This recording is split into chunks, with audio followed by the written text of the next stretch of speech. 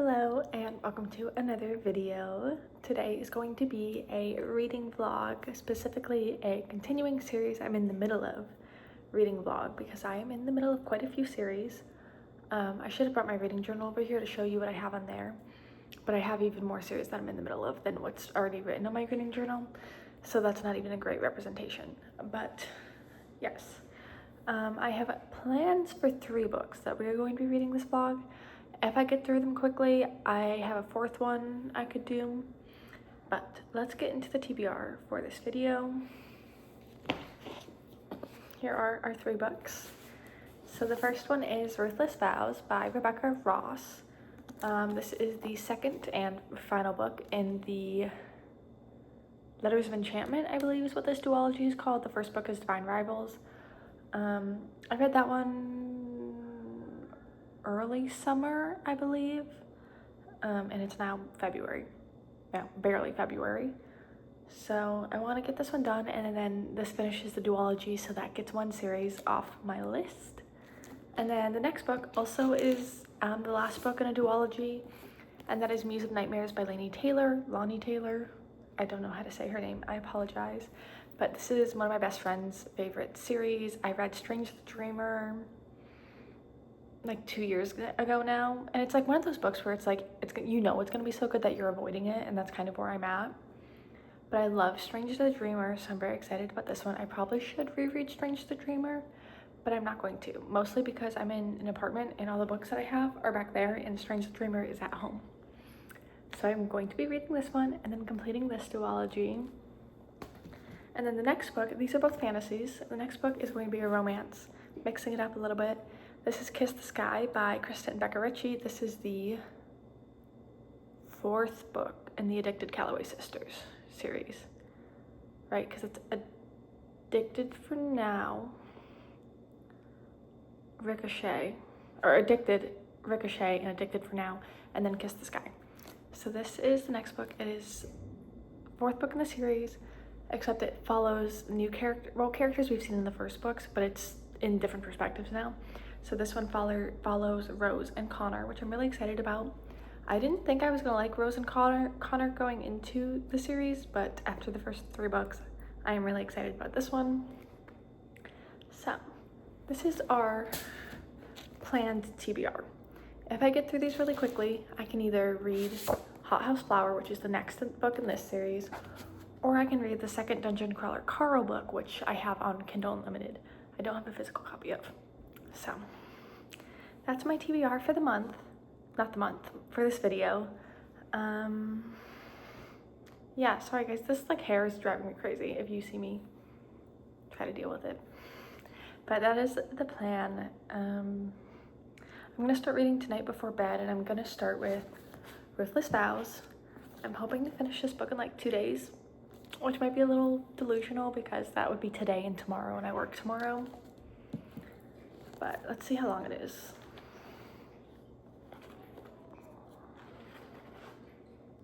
I'm not gonna spoil myself, I promise. Okay, it's like 415 pages. It's definitely delusional for me to think I can finish this in 2 days, especially because I'm also in the middle of an audiobook. But a girl has dreams, and a girl will try to accomplish those dreams. So, with that being said, let's get into the video.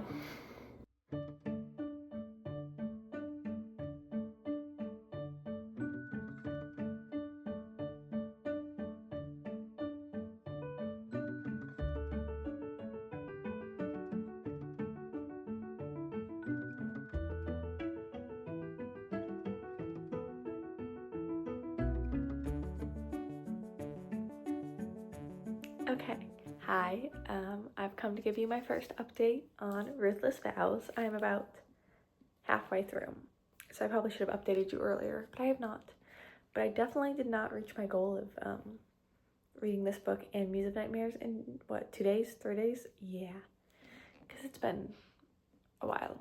But I'm halfway through this one, and I'm actually enjoying it a lot more than Divine Rivals. I don't remember, I'm gonna be honest, I don't remember a whole lot from Divine Rivals. I do not.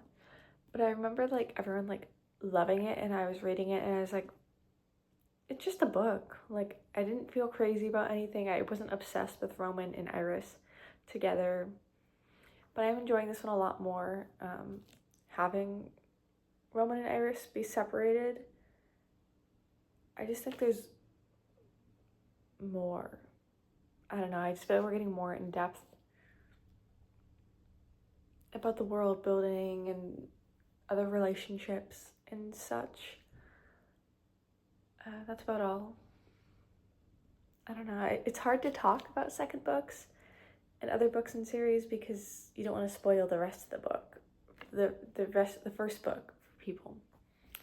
But I think that's mostly everything I have to share with you about it. Also, while I'm filming this, we got the new ACOTAR announcements for ACOTAR 6 and 7, so that's exciting. I need to know, because for those of you who haven't seen it, which I'm sure you have by the time this comes out, because I think it's coming out like a few weeks after the Call Her Daddy podcast,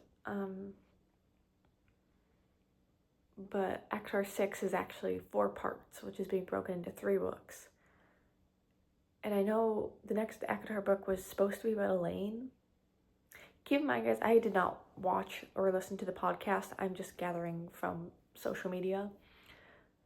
Are all of these books about Elaine? Like, are they all Elaine's books? Like, Feyre and Rhys got however many books they got together, and then Nesta and Cassian get one singular book. And then Elaine gets, like, what? I think there's, like, 1,500 pages that she has written or something.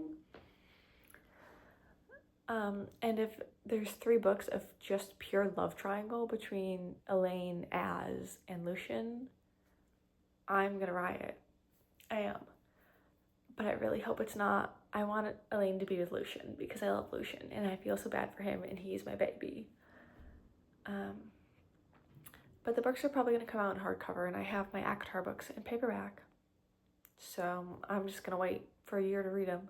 Mostly because I'm not all that, like, ACOTAR, while fun, is, like, I'm not emotionally invested, except for Lucien. I'm only emotionally invested in him. So unless he's, like, a huge part of the coming books, I'm not stressed about reading them right when they come out.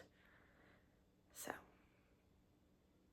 anyways, I've rambled longer about the ACOTAR update than I have about Ruthless Vows. So, I'm gonna go now. Hopefully I will finish this one. I'm just over 200 pages in, and it's just over 400 pages long.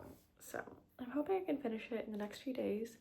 And then I know I was planning to read Muse of Nightmares second, but I think I'm gonna read Kiss the Sky. Is that the addicted book I'm on? I think I'm gonna read Kiss the Sky next just to break up the fantasy books. But yeah, I'm gonna go now, especially because you can probably hear my neighbor's dog barking.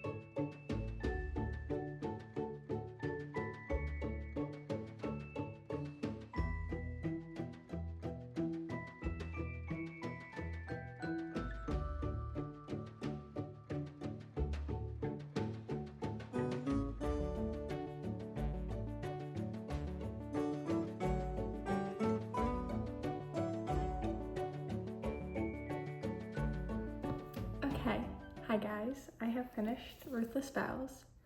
I actually really enjoyed this one. I didn't love Divine Rivals. It felt kind of meh. Like, I didn't dislike it, but I wasn't crazy about it. And I felt weird because, like, everyone loved the series. But I love this one so much more. I don't really know why. Oh yeah, by the way, it's a mess there. That's my cat corner. They like to play with cardboard boxes, hence the cardboard boxes on the floor. Sorry. To get back to what I was saying. I don't remember a whole ton about the first one, so I can't really say why I didn't love it. Other than the fact that I didn't remember a whole ton, so clearly it didn't stick with me that much. Obviously there were high stakes because it was set during a war, but this just felt like the stakes were so much higher, you know. I can't say that because that's a spoiler. It's hard to talk about a book, the last book in a series, and not spoil.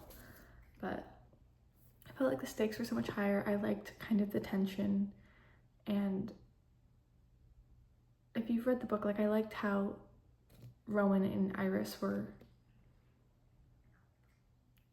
how do I say this without being spoilery? Where they were at, I think it added more to the story. It made it, like I said earlier, it made the intensity higher. And I really liked it. And I'm glad that there were some casualties, because I was kind of worried there weren't going to be, and I was like, that feels so unrealistic in a war. I'm glad some casualties were had. Obviously, you never want a casualty, but to be realistic. So those are my thoughts on Ruthless Vows. I did give it 4.5. No, 4. 4.5. I think 4.5 stars. I think I gave it 4.5 because I'm pretty sure I gave Divine Rivals 4, and I like this one more. So, yay! And that is one series I finished with. Also, I'm sorry, my cat is eating in the background. You can probably hear it crunching. But I think I mentioned I'm actually planning to start Kiss the Sky next. So here's this. I am planning to start this one today. Always like to be risky and check how many pages.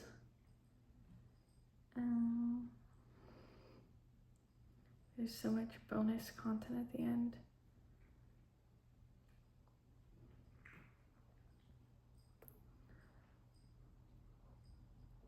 Okay, well, the actual ending is on page 430, and then there's like 20 pages of bonus content at the end.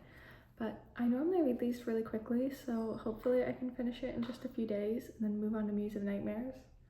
But I'm really excited about this one. I think I mentioned earlier that I didn't think I was gonna like Rose and Connor's book, but I have grown attached to them, and I think I'm gonna relate a lot more to Rose than I was expecting to. So we shall see. So those are my plans.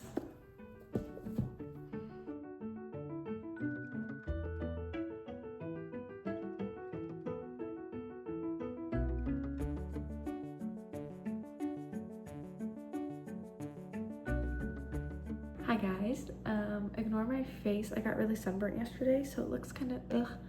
And also if you see like jelly on my nose, that's aloe. So we're just gonna move with it. But I don't think I've updated you on Kiss the Sky at all. I can't remember, but I'm about slightly over halfway done. I think I've got like just under 200 pages left. I'm hoping I'm gonna finish it today or read like 150 pages. But I'm really enjoying it. There's something about these books that like I just want to sit and keep reading. Like I'm not sure that I'm like immensely into the plot, but like I need to know what happens. Like there's just so much drama and it's so interesting, and I'm like so invested in all of these characters and all of their problems. And the TV is playing an ad behind me. It's supposed to be playing cat TV, but there's an ad now, so apologies if you can hear them talking. But I don't know, and I'm really excited to see like what's coming out of it. I really didn't expect this book to be about a reality TV show. Like I don't think it really talks about that in the blurb. No, it says an unconventional solution. It doesn't say it's going to be a reality TV show, but I'm kind of into it. I kind of love reality TV books. I've only read this one and then some other romance, I think just called The Reality of It All, if I'm correct, and I really like that one. I'm enjoying this one. And Rose and Connor are just such an interesting, like they fit together so well, but they're also like, how could they possibly get along? But they do. I kind of love it. So, and I'm excited to see more about Daisy and Reich, because I do love them. I'm a little iffy on the age gap, but other than that, I do love them. So I'll have to see what their book entails to really make up my mind on that. But anyways, that is really all my updates. Like I said, I'm gonna try to hopefully finish it tonight. I probably won't because it's 6 o'clock now and I have work tomorrow and I like to be in bed by 9. So, but there's my update. Okay, hi guys, it's the next day. Ignore the printer, I just got this and just set it up. And I'm gonna use it for a video that I'm also gonna start today. But I did indeed finish Kiss the Sky last night, and I ended up really enjoying this one. I think I'm gonna rate it a 4.5 out of 5. I kind of feel like the series so far is a 5-star series, but every book individually is like a 4.5. But like when they're all together, it's like, oh, it's so good, you know? But I really enjoyed it. The twist with Scott, with what Scott did, was not expecting that. Like obviously I knew something was gonna happen with Scott because he's a jerk. And then the twist at the end that Connor pulled, I kind of saw coming when Lily chilled out about the wedding. And then I was like, oh, I know what's gonna happen. And it did happen, and I'm very pleased with it. So I'm happy about this one. Again, there's really not a whole lot I can say because I can't talk a whole lot about a book in the middle of a series. But I am really excited for Hot House Flower, which is the next book. I think there was an excerpt in the very back of this one. It was like 3 pages from Daisy's point of view. And I think that Hot House Flower is gonna be rough in like the emotional sense because Daisy feels so alone and lonely, and I feel like right now, living alone in my apartment where I have not a single friend in the city. I mean, I'm kind of friends with my coworkers. I don't think I would end up hanging out with any of them outside of work. Not that I don't like them, just that I'm really bad at making friends. And if they don't make the first move, then I'm not. So I just feel like Daisy's loneliness is going to do something to me. But now that I finished this, it is time for me to start Muse of Nightmares by Laini Taylor. I don't know how to say her name. This is the second and final book in the Strange the Dreamer duology. I read the Strange the Dreamer like 2-3 years ago, but it was so good. And I think I might have said this at the beginning, but it's one of those books where I'm like putting this one off because I know it's gonna be so good. But I'm hoping to finish this one this week. It's just about 500 pages, so if I could read like 100 pages a day, that would be fantastic. Because this video is supposed to go out this weekend. I kind of don't think that's gonna happen. I have another video filmed, so I'm just gonna edit that one instead. But yeah, I'm really excited about this one. I'm so excited because I read it because my friend told me to, and Mina is like this character, and my friend keeps telling me, she's like, just wait until you find out what happens with Mina in this one. So I'm nervous, I'm excited, but it has to be done. It has to be done. So I'm not gonna start it right now because I'm so excited about my printer. I'm gonna do a ton of reading journal updates, which is going to be its own video. So, and today's just the perfect day. I got off of work at 2 and then I got home around 3. And it's supposed to be today's like the day where all these tornadoes warnings and like storms are happening. So it's supposed to be kind of rainy, but I think the rain might have passed, so maybe not. But yeah, I'm gonna work on my reading journal and then I will start Muse of Nightmares tonight. I am nervous.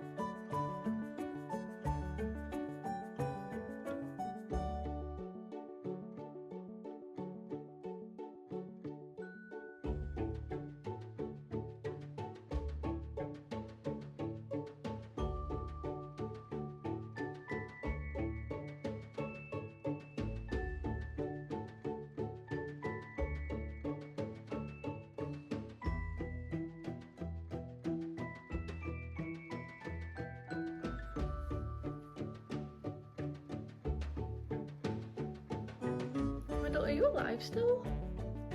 Hello? Okay.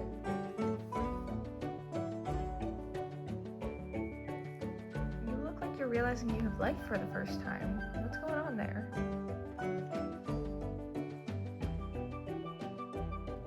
Okay, hi, I come for an update on, of course, Muse of Nightmares. I'm about 300 pages in, so I'm a smidgen over halfway. And I'm actually filming another video today. I'm filming a little readathon. I was hoping to have this done before the readathon, but that has not happened. So it's gonna be part of my readathon, so you'll see this in another video as well. But I wanted to tell you what I was feeling, what I was thinking, and I am obviously loving it so much. I love the first one. I'm loving this one. It's a lot different than the first one just because all of our characters are finally kind of together. Our worlds have collided in more than the metaphysical sense, if you know what I mean. Though, have they really? Because one of them's a ghost, so it still really isn't. Anyways, I'm enjoying it, and I'm enjoying learning a lot more about Mina, who I keep thinking her name is Mina, but it might be Mina, because there's a Y there. But I have a friend whose name is Mina without the Y, and my brain wants to say it that way. But I'm enjoying seeing what's happening with her, but I'm like so scared she's going to wake up. That's not a spoiler because it's vague, right? Wake up when like no one's paying attention and then something is going to happen, and it's like making me so anxious. But another thing that's completely unrelated to Mina, but I was talking to my friend while I was reading, and they have this thing called an Elilith, I believe, and it's like a tattoo. And I think it goes like around their stomach this way. Originally I thought it went around their waist, but I think it like ovals around their stomach. And now I like need to know what everyone would have as their Elilith, because they described it in the book, and I don't know if I marked it, but it's such a beautiful concept. She hadn't understood that power when she was a girl. She was beginning to now. Fertility, sexuality, strength, the ability to create and nurture life. These were the powers of a woman, and the ink honored them, connecting them with all their foremothers going back hundreds of years. But it was about more than fertility. Sarai sensed it. It was a ripening, yes, but not just for the purpose of bearing children or being a wife. It represented a claiming of oneself, stepping forth from childhood in all the ways we were shaped by others to choose and make a new shape, all in one's own. And she wondered, what shape would she choose if she were free to do so? So that's kind of what the Elilith is. I just think it's so beautiful, and I would like, if I wasn't terrified of having a tattoo over my whole stomach, I'd be like kind of into the idea of doing one. Maybe I could do one like on my wrist. That'd be cool, just to circle around my wrist like a bracelet. Tattoo ideas are forming in my head. But they all have really pretty ones, and like one of them has apples. They talked about how a lot of them have a snake eating its tail, which is really cool. Sarai, our kind of main female character, had like the night, like a moon and like stars in the night sky kind of. And I just think they're really beautiful, and I would love to like, I don't know, there's something about them. So that really didn't give you a whole lot of emotions on the book, but yeah. I've been texting my friend who loves the series and like updating her. Oh, another one. And I know this is not gonna happen because the romance is already pretty clear in this, but Thyone, dude is in love with Laszlo. Like, right? So in love with him. He literally, there's one part where he was like, and I never really thought about women. I don't really care about that when I was like, so you're in love with Laszlo. At the beginning, when I read Strange the Dreamer, I was like, oh, they're such perfect foils of each other. Like, Thyone is this big, I don't think he's a prince, but I don't know what the proper term is. He's like royalty, if they have royalty. I can't really remember their political system. And he's like got all this power, right, and all these people doing his bidding. And then Laszlo is one of the like librarians who's like forced to bring him all the books and stuff. And Laszlo figures out the secret to alchemy, which is what Thyone's trying to do. And they were such good foils of each other, but now in Muse of Nightmares, all Thyone does is talk about Laszlo. And I'm like, so you're in love with him. Just admit it. But, so that's what I said. If the love interest in this book for Laszlo died, I want like a bullies to lover Laszlo and Thyone romance. I do, I must admit it. But anyways, I've been chatting for a while. I need to get started on that readathon I mentioned at the beginning of this video. or this clip. So I'm gonna do that. And then I will probably come update you when I finish the book, because I'm gonna finish it today. It is gonna happen. It will. So.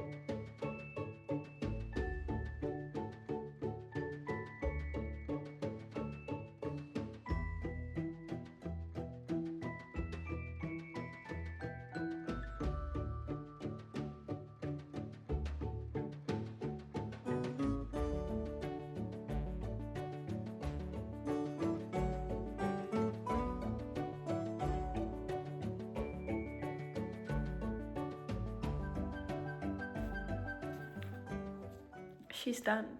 I have finished the Strange the Dreamer series. This was like 3 years in the making.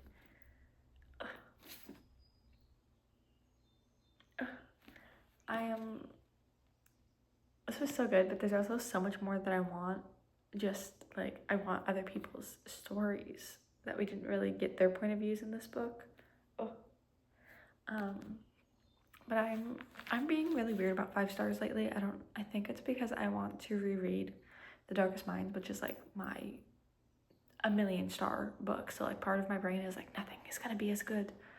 But if I'm thinking about this tomorrow, it'll definitely be a 5 star, and I'm sure I will be, because there was a part like 3/4 of the way in, like here, like this part of the book or something, that was just so flabbergasting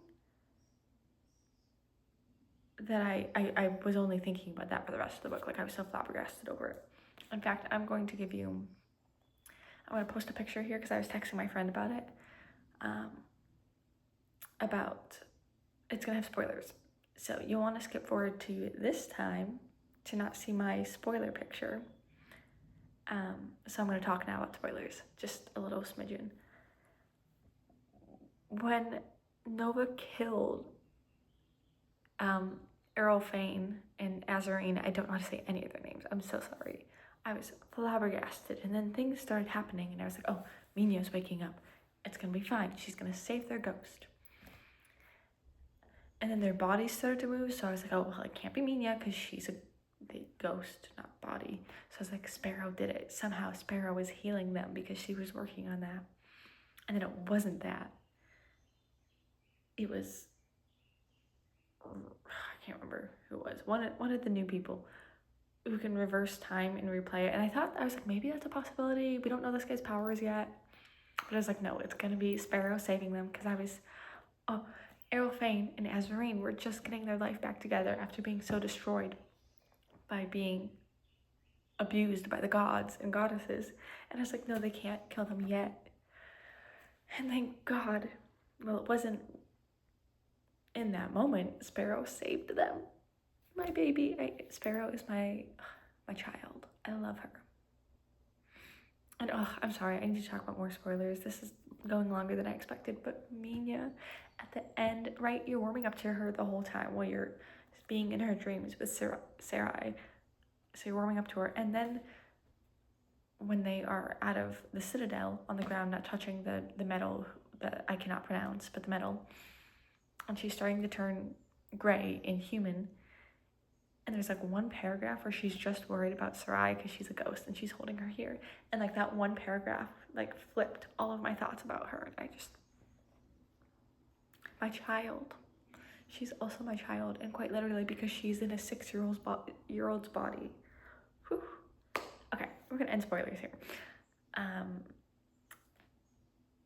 yeah, and I just loved it. And I like the ending, but I'm like, there's so much more they could explore in this world. I want all of the stories. Like, there's a part they were talking about kind of the world building, and they're like, but that's a story for another day. Okay, where's the story then? I would like it. Please? But yeah, I probably, with how worked up I'm getting about this, I should probably just rate it a 5-star off the bat, right? Right?